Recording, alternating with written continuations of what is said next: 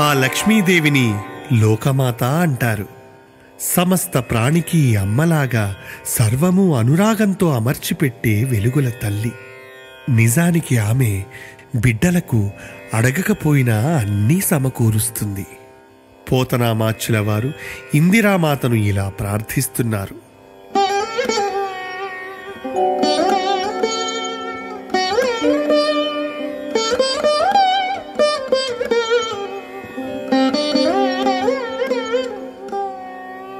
హరికిన్ పట్టపుదేవి పుణ్యముల ప్రోవు అర్థంబు పెన్నిక్క చందురు తోబుట్టువు భారతీ గిరిసుతల్ తోనాడు పూబోడి తామరలందుండెడి ముద్దరాలు జగముల్ మన్నించునిల్లాలు భాసురతన్ లేములు వాపు తల్లి సిరి ఇచ్చున్ నిత్య కళ్యాణముల్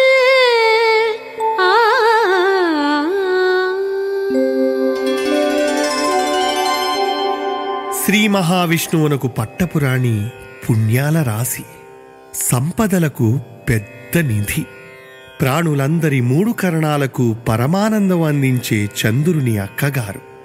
చదువుల తల్లి భారతి, జ్ఞానప్రసూన అయిన గిరిజ ఆమెకు ఇష్టసఖులు.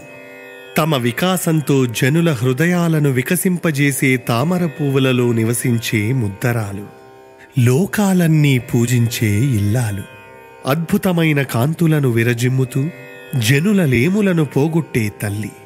ఆమె మనకు అనంతమైన కళ్యాణాలను ఇస్తుంది.